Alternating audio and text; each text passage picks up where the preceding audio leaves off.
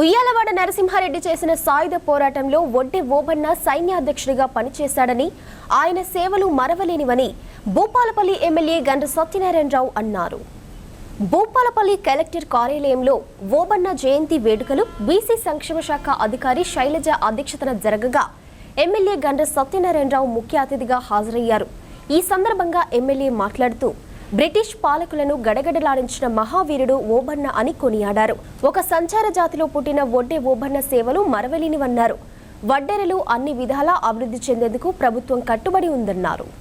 ఈ ప్రభుత్వము ఈ కార్యక్రమం తీసుకోవడం జరిగింది.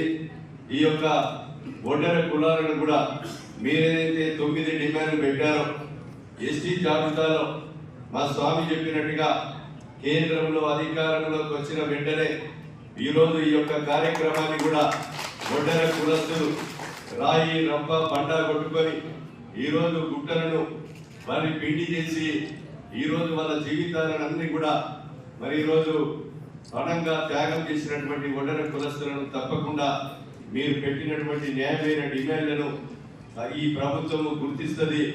కేంద్ర ప్రభుత్వం అధికారంలోకి వచ్చిన తర్వాత ఎస్టీ జాబితాలో చేర్చే ఆలోచనను గౌరవ శ్రీ ముఖ్యమంత్రి గాంధీ రాహుల్ గాంధీ గారి దృష్టికి మరి మన కాంగ్రెస్ ప్రభుత్వం తీసుకుపోవడం జరుగుతుందని మీకు ఈ సందర్భంగా మీకు తెలియజేస్తున్నాను. ఈరోజు నామినేటెడ్ పదవులు మన ఫలితాన్ని బట్టి వస్తుంటాయి.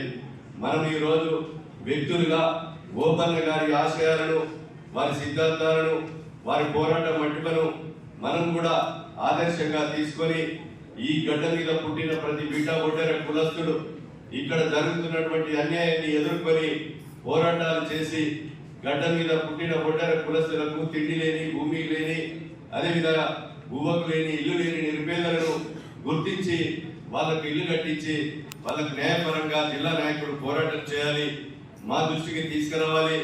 ఈరోజు మనము మరి బలపడడం కాదు, మన కులంలో పుట్టినటువంటి అట్టడుగున ఉన్నటువంటి పేద వర్గాలను గుర్తించి వాళ్ళను పైకి తీసుకురావడమే ఓబన్న లక్ష్యమని సందర్భంగా గుర్తు చేస్తున్నా.